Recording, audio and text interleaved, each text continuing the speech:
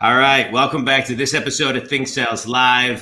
Jeff Gunsberg and I are very excited to talk to CEO of DOBI Real Estate, Simon Thomas. Simon, you are one of the best marketers. You're a great human being. You're a solid leader.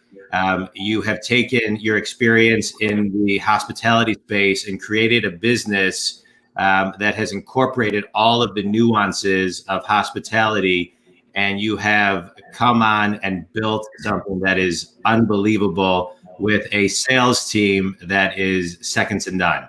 So here on Think Sales Live, what we want to talk about today is sales. You've also gotten through the last 9 months when there was a complete shutdown. You've had to reconstruct your business for those 2 months, figure out what was happening, forecast and project everything that salespeople need to do while keeping everybody focused and on page. And you are doing great as we hopefully continue to come out of this crazy COVID time with a bright light in front of us. So to kick off, what does sales mean today versus what it meant 9 months ago in the DOBI world? Well, thank you for that introduction. That's like pretty amazing. So thank you very much. Sales. So, it's a great question, what it means today. I mean, I built my business on relationships. I'm building my business on relationships. And everybody says that, and you're like, it's a relationship-based business. And it's true. I mean, and it's really who has the strongest relationships. And I learned this a long time ago when I was, selling every single day as a salesperson, watching the top agents, and the really successful ones had a great book of business. And in 08, I'd sit with them, and I wasn't in the business yet, but I'd ask them later on, like, how'd you make it through 08? And they're like, you know what, my people really, I didn't make as much money as I did, but my people really, stuck with me, and I still did pretty good. And I decided a long time ago that I'm going to build my business based off of relationships. It's long lasting. You can get through really hard times, I believe, with those. And that's kind of like the foundation of it. Now, when you say relationships, what does that mean? I mean, you have to have sincere, relationships that are sincere, relationships that people you truly care about. And it just comes back to you. And it's not about sales. The great salesperson doesn't make it about sales. I'm not becoming your friend because I want to sell you a house. I'm just becoming your friend because you're a great person, and let's start building on that, and that, in that relationship. And it just, when you do that with enough people, and you're constantly staying in touch with these people, and you're asking them about their families, and you truly care when you ask them, and and you're just a good person, getting in front of a lot of people. Yeah. It translates into getting back, and in our world, it's selling more homes. And so what I tell our sales team is double down on your relationships during time like this. I mean, people are sitting at home during Thanksgiving and they're depressed. They're like, it's not the normal Thanksgiving. How, make 5 phone calls on Thanksgiving morning, because you don't have to get your house ready for 30 people to come over. Make 5, 6 phone calls or text messages. Hey, thinking of you during this, during this different, these different times. Hopefully have a great Thanksgiving. That stuff goes a long way. Yeah. And it's unbelievable. The people who've done it to me, I'll never forget it. I mean, I'll never, ever forget those things. Things that happened 10 years ago. One little, hey, Si, how you doing? What's going on? And I remember those things in my head. And those are big deals when it comes to building a book of business. And with our salespeople, that's how I build our salespeople. I mean, I'm recruiting new agents every day, and these have been 3-year conversations. I mean, while I was doing the build out on my facility, and I had no furniture, I was bringing them in here. Now, 3.5 years later, we're still talking about, DOBI, but it's really just getting drinks, talking about, going to have dinner, talking about their families. And it's just kind of how I've done things. And now how I preach to our agents. They all do things differently, but that's kind of the base of it.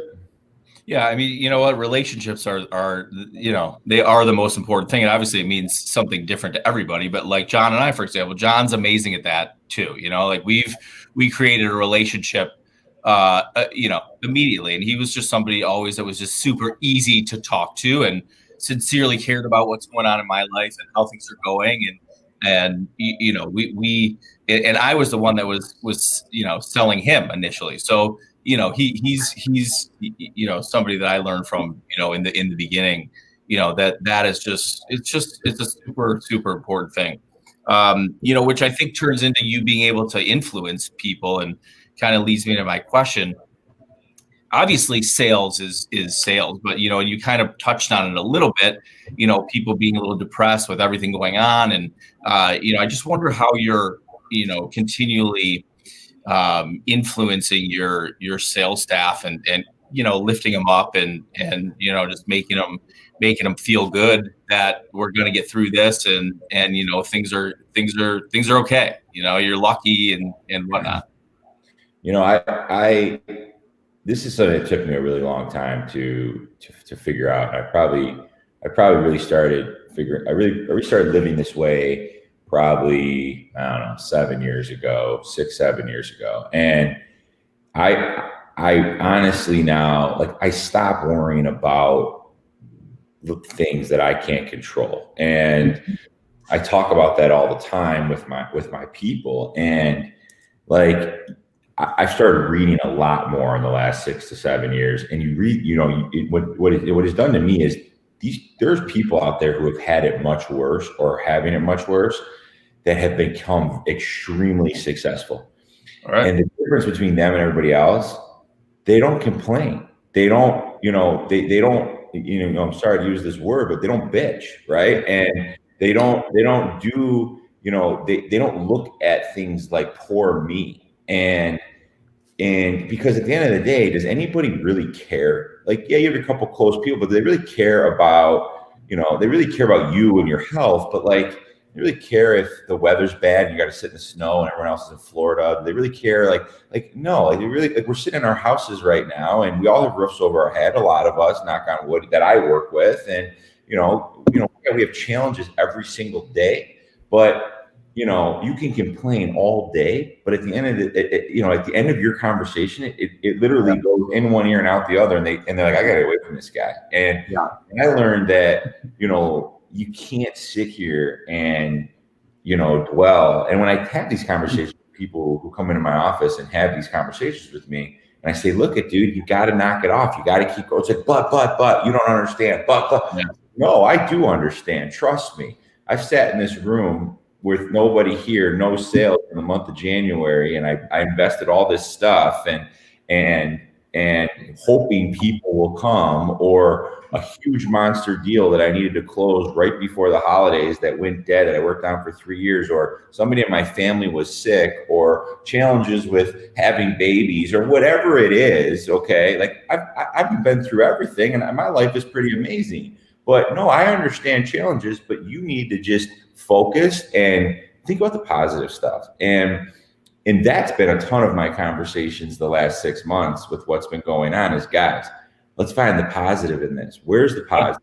There is a positive. I promise you there is a positive. So find it and come back and talk to me. And then that's when I'm willing to have a conversation with you.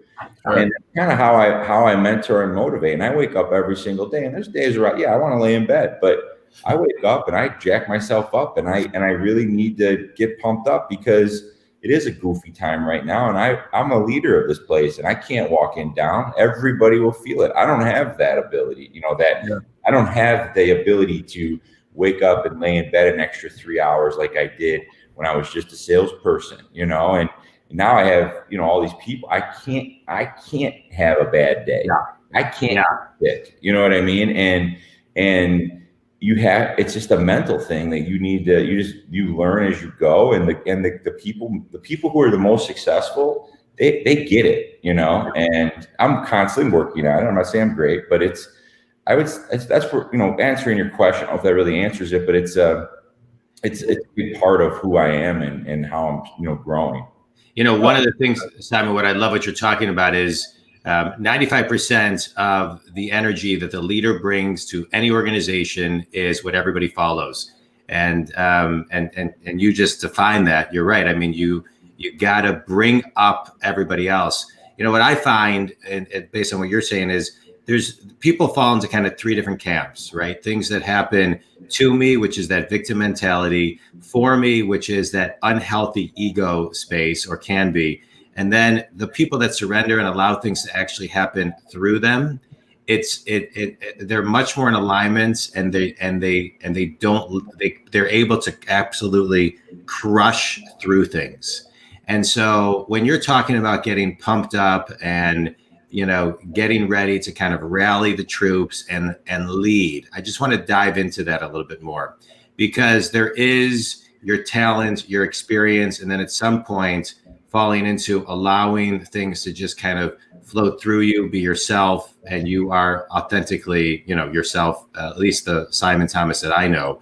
And so how do you recenter yourself and ground yourself when you are having a bad day as a leader?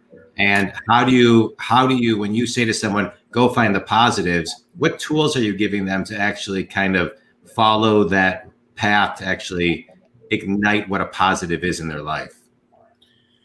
It's a great question. I mean, what I have found is when people start getting down and depressed, it's because they're looking at others and they're thinking others are doing better or others have more, or, and I kind of, how I personally do it is I stop thinking about other companies that I think are growing faster than us, or competitors. And because I get into that space where I'm like, oh man, so-and-so's doing this, we got to do this, or, oh man, they're killing it, but I heard they just recruited so-and-so and that should have been our guy. And it does, it starts to wear on you. And then when I find myself doing that, I sit back and I'm like, all right, let's look at what we have right now. Let's look at what we've done. Let's look at the current 60 agents that we have in 24 months that we got to believe in us and that are all killing it in their business right now. And let's look at our team. Let's look at the space. Let's look at my family. Like I start to get back to like what I have, because other people are looking at me getting depressed. Right. So I start thinking about that. And that's kind of what I tell people is, guys, just sit back, take a breather, and start looking at the things that you have accomplished. And as a visionary, as somebody that is constantly thinking 10 years ahead and big vision, it's hard to do. It's really hard because, I have goals to, my first year, I wanted to hit 200 million in sales. We hit 166. I was concentrated on the 34 million we didn't hit. And it's like, whoa, first year, 166, that's, let's think about that. Right. And then year two, same thing. Like I'm thinking about, it's like, we got to start thinking about what we've accomplished. When we get into those moments, you need to be competitive. You need, especially in sales, you need to want more. You need to, that needs to happen, but it can become toxic. And when it does, that's when you need to just sit back, regroup, and look at all the great things that you've accomplished and the great things in your life. Forget about what you've accomplished, like kids, wife, home, whatever it may be to you, your dog, go golfing because that's what you love to do, or play the guitar for an hour if that's what you love to do. I mean, whatever it is, you got to find that thing, but really look at yourself, and it's not that bad. Yeah. Right. I said one thing to say, and then I'll let you go, Jeff. Sometimes it's easier. Sometimes it's easier for people to look at the unknown instead of just the knower, which is just raise your own level of awareness, your consciousness, and focus on you and what you can do. Sorry, Jeff, go ahead. No, it's funny because, you talk about those 34 deals, right? And I think that's what makes you successful. And any successful salesperson is like, okay, I had this conversation with somebody the other day and they were a little discouraged after it, but I was like, listen, yes, take a minute, think about your success and be happy about that and be amazed that you've done so many things. But that 34 is still out there. You should still have that fear, that drive that keeps you pushing forward, which you obviously have. And, it's you got to be able to sit in that moment though for a minute and say, you know what, listen, that is amazing. We've done an amazing job, but I want more, and move it along. You can't get caught in that space, because you can't get caught in that space. Like, I am doing really good. I'm good. Because as a salesperson, it will stop you from growing. I mean, you have to recognize what you've accomplished and appreciate those things. But at the end of the day, like, and you either have that or you don't. You can't train that. That's a, I have a lot of agents here, and they're all amazing, and you can see the ones that really have it, and you can see the ones that are trying to find it, and it's not. I do believe it's something you're born with. Yeah. But yeah, that I agree, because if you're like, well, look at what I have accomplished, I am doing good, I'm going to take a week off. Like, no, that's not who I am. But, but just when you start going down that rabbit hole of right, but why, you're just, that's when you got to take the time. Well, but I think it's also important to say, okay, we did our best. Now there's this leftover 34. All right, let's course correct it and pick it up next year. And how can we do that? I remember interviewing a guy when I was in commercial real estate, and I said, hey, if you closed a big deal and you made $100,000 January, 1st, what would you do? And the answer was come back to work the next day and just crush it. And he said, he goes, Vegas, baby. Yeah, right. Wrong answer. Yeah, you're not hired. I get my buddies, my girlfriend. Like, are you sure about that answer? He goes, I'm sure. Every time. Interview over. So I have a question, kind of coming back, like, back to March 13th or whatever it was when this first happened. I think everything, and you're obviously good at this, I'm just curious, some of the things that you did on your side, rapid adaptation to what went on and what is currently going on is kind of a normal thing in our industry. This has just kind of propelled it much forward, much faster. And I'm just curious as to, some of the things that you did, and, we're working with your salespeople on adapting based on how things were, not being able to be in front of people, not being able to do showings, not being able to do the things that, help you build your business and create those relationships, not be in front of people. Yeah. So I believe when chaos starts to happen, to stand still and watch and see what's going on. I don't believe to react right away, because we didn't know what this was yet, and we knew it was gonna. We didn't know what we locked up for 2 weeks, a month. We had no clue. I mean, is the housing market gonna crumble and crash? And should I get? Should we downsize? Like, you start getting into that right away, and it can really damage you, right? And you create chaos within yourself, chaos within the company, your staff. When you build something from scratch and you go out and you get all these people to follow you and believe in you and believe in the brand and what we're doing, and then these guys build relationships. I mean, if you just quickly respond, you can unravel what you've built over several years in a week, right? Oh, sure, so that was something that I sat here and I said, all right, we're going to sit and relax. Everybody needs for safety reasons, they're telling us we should be working from home, work from home. But guys, let's just chill. We didn't lay people off right away, right? Like we had to do what we had to do, being an early company in the beginning. But it was we left everybody on for weeks until we really started understanding what was going to happen. I was not going to throw my people to the wolves. I was going to take the hit first. So, and I did. I mean, I left guys on for much longer than most companies.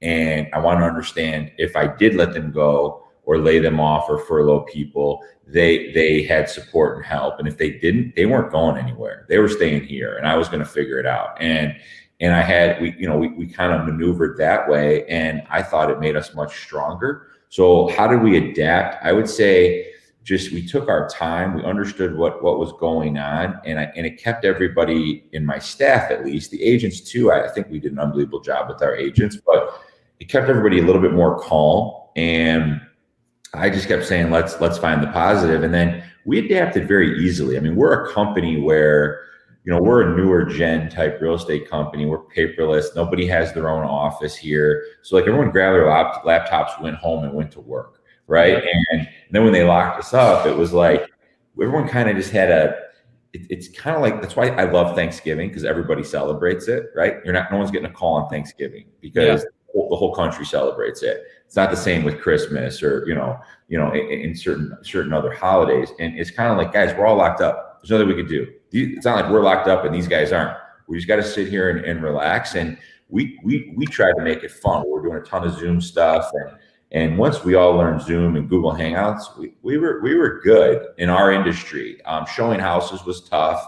Wearing masks everywhere were tough, and gloves. But I think I don't know if it really answers your question, but as adapting, like we kind of just eased our way into it, and then it was just kind of life, right? We didn't make any big rational decisions to where it was like, oh my God, we're totally going from this to that. We just kind of said, go home, relax, guys. Let's see what plays out. And then we slowly but surely were locked up. And then when May 7th happened and they said realtors can go back to work, we had an explosion. And we went from we were selling so many homes for 4 or 5 straight months. And that made it easy because agents that were a little bit, down and depressed, or what am I going to do, just went. They had no time to think about anything else. Yeah. Right. And I think that's so important. Like, dealing with, you're dealing with people and personalities. And I think, part of what you're saying and your demeanor dealing with it on the front side is what was able to create that, come May 7th. People and their mentalities, like John's talking about, it comes down from the top. If you don't have that attitude and that like calmness of like, listen, this is what it is. We can't change it. We need to adapt to it. We need to figure it out the best way we can.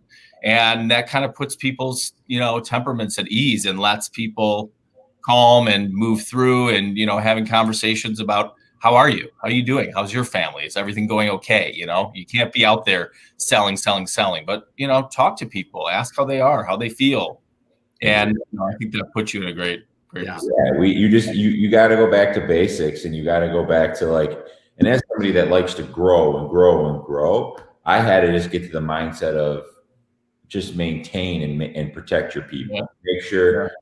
Make sure that everybody is just, you're communicating. And that's where we're very fortunate that this happened in the stage that we're in, because people say, oh my God, you have 60 agents. Yeah, that's a good size. It's a good size, amount of agents, but there's companies out there with 200-300 agents in an office. There's, companies that have 2,000 agents in the state of Michigan. I mean, it's hard to get your arms wrapped around those guys. Sure. I have a personal relationship with everybody here, and quality. I can call each one of them in one day, and I did that several times. I can handwrite, them letters in a day, and those are the things that I did and our staff did, and everybody appreciated it, and we got really, really strong because of it. That's great. That was great. I love it. Simon, I want to move a little bit and talk about marketing. We are Dobi.com. Dobi in general, the marketing that you do is phenomenal. It's fun. It's just forward thinking. Talk a little bit about, and I mentioned this in the intro, just your marketing philosophy, how you incorporated hospitality just into the whole, thread of the business, and just that piece of Dobi. You don't have to give away trade secrets, but just the essence of it.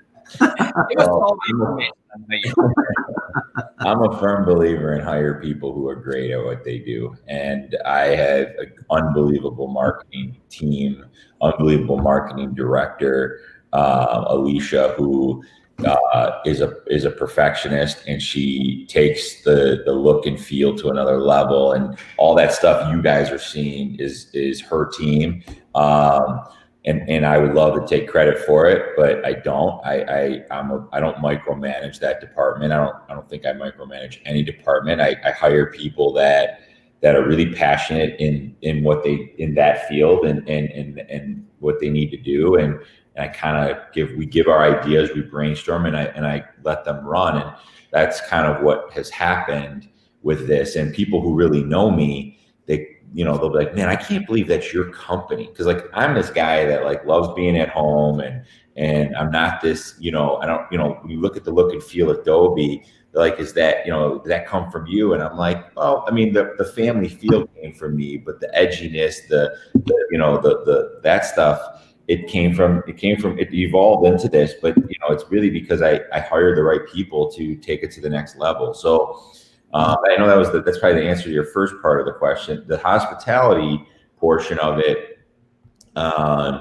It just was natural to me. I mean, my dad pounded stuff in my head about, you know, growing up in the banquet hall business. I mean, the details of when people would come to my house for Christmas or a holiday, and the level of detail when 30, 40 people were coming over and we were going to feed them and hang out for the day was unbelievable. And it wasn't fun. Like growing up, when we had the party at our house, I couldn't stand it because my dad, he looked at me like an employee, and he put me to work. And when I was on ladders changing light bulbs to regular light bulbs to pink bulbs so the food would look better, right? Like he cared at my house. That's the details.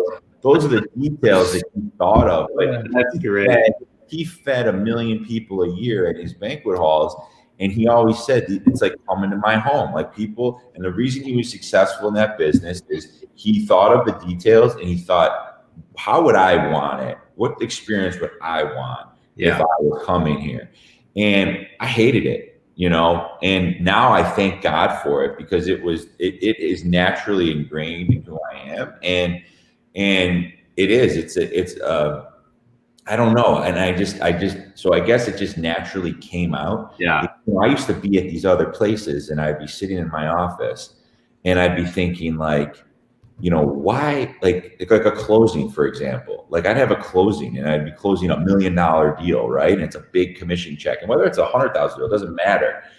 And I'm sitting there serving coffees. I'm sitting there wiping the desk up and you know, make sure everyone has waters and get everybody a cookie. And I'm thinking, why am I doing this when I have a closing and then I'm going to go give a portion of my check to the broker? Like I should be sitting here, you know, and celebrating with these guys, or if they need anything on the documents and, you know, engaging in these guys versus serving coffee. And then everyone leaves, the table's a mess. I'm wiping it down. I'm like, there's something missing here. Like, why aren't I like, and not that I needed to get served, but everybody's doing this.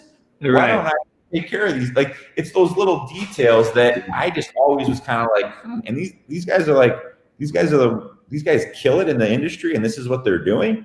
And I just always kind of question those things. And it's hard to execute those details because when you start getting bigger, it was easy when there's 10 or 12 of us because I was the one executing it. And then I were, you know, and Kristen, like there's 3 of us that we were together all day. We were executing it, right? Where we're getting bigger, you need to find people and train people on, like, because, you know, people say, does that really matter? Yeah, that does matter. You need to do that, right? When they walk in here, they need to feel it. And every single detail matters. And it just kind of was ingrained in me. And I think it's kind of cool to put into the real estate world because these guys work really hard. They work their asses off and they need to come in here and get pampered a little bit. That's how I look at it. They work, you know, we work for them. It's great. I love that. You know, it's like you got a PhD, a master's from your dad that you lived and that you couldn't read it in a book. And so kudos to your dad for, you know, the Thomas PhD. Thank you. Simon, you ready for a quick speed round? Yes, sir. All right. So in the spirit of talking about your dad, the best piece of advice your dad ever gave you? He's given me so much. I don't know if there was, he's told me a couple things that have been really, really amazing, but just probably watching him, not more things that he has told me advice, but watching him. I remember we had a business that was a gift basket business. It's a quick story. I know it's we're supposed to be quick answers. No worries. To this day, I think about it every day. It was the biggest snowstorm we've ever had. And we were delivered on Valentine's Day. And that's our busiest day. And all these baskets didn't get delivered because of the snowstorm. And my dad said, get on the phone. There's hundreds of baskets, maybe even 1,000. It was a ton of baskets. He said, get on the phone. We are not refunding one order, and we are making sure everyone is happy. And I remember sitting there thinking, just refund everybody their money and let's go home. And he's like, we are not. And he got on that phone, and I sat next to him, and I watched him make calls for 10, 12 hours. We were making calls at 11 o'clock at night because people weren't getting their Valentine's Day baskets.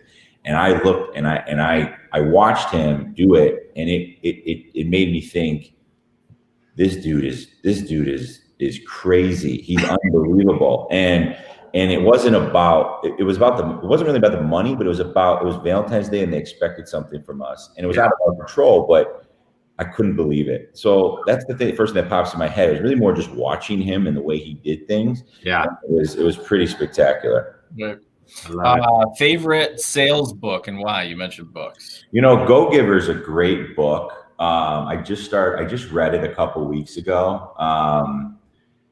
It's a book that I think there's a series of them, but it's a book where I've been doing a lot of this stuff naturally, but it brought a lot of it to my attention, just kind of giving more and being more, giving, and it will come back to you. And it doesn't mean you're giving away your services, but it's more of just kind of, again, all the gratitude and things like that. Yeah. Gratitude. Yeah.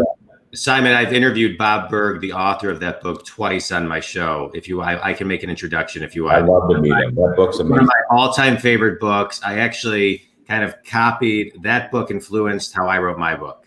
I love that book. And it's a great book. Bob is such a great guy. One piece of advice you'd give somebody graduating college today? So I would say, don't worry about finding your first job isn't going to be your last one. So just get in the game, go to work, commit to something for at least a year, and make a decision if that's what you want to do or not, and move on. And eventually, you will have enough experiences to understand what you're good at, what you're not good at, and trust me, at 22 years old, you're really young. You're not, and by the time you're 30, 32, you're still really young, but you'll probably have a grasp on what it is that you're good at, and you'll meet a lot of great people. Yeah. Right. Most difficult sales lesson that you've learned? Patience. We deal with humans every single day, and humans make things very difficult. I had a mentor tell me this a long time ago: numbers are perfect, people are not. And it's something that is very true in sales. So be patient, understand that, what's very clear and obvious to you might not be to them. And you just need to, when you want to hang up the phone or yell at them, you need to just breathe, be patient, and just keep explaining, or figure out how to explain it a different way. I love it. Simon, I loved everything that you talked about today. One of my favorite things is when you're faced with chaos, just kind of stand still and pay attention to what's actually going on before people react. And I love that advice. Hire the best. Every detail matters. Don't sweat the small stuff. Always look for the positive. Remember what you've done and accomplished. All great fundamental lessons that are so simple, they're complicated. So thank you for everything that you shared today. Tell everybody how they can get a hold of you, who your ideal clients are, and if anybody is interested in getting into the business, how they can connect with you. Thank you, John. Really appreciate it. Jeff, thank you. You can get a hold of me, wearedobi.com, Simon at wearedobi.com is my email. My direct number is 248-840-7722. That's my cell phone. You can get me there anytime.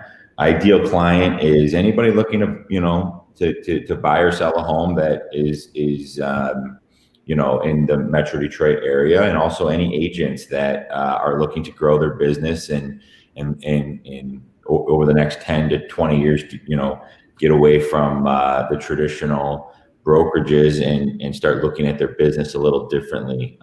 Those are the ideal people that we have working here. And that's it, It's great. Simon, I can't thank you enough. I appreciate it. Jeff, I closed a little bit. I'll let you kind of close it up. Yeah, for sure. So yeah, I loved how you speak of sincere relationships with people. That's, that is the cornerstone of any good person, any good business. And of what I know of you and the few times we've been together, you're a sincere, great person. And that certainly takes you far, and your drive is amazing, and your perspective and outlook. And I think anybody would be super lucky to be part of the team and work with you guys too. And we really appreciate you being on the show, man. Thank you. I appreciate you guys. Thank you. I love All right. So thank you guys. Simon, thanks very much. Jeff, thanks very much. Thanks everybody for listening. Thank you, John. Thanks everybody. Bye. Bye.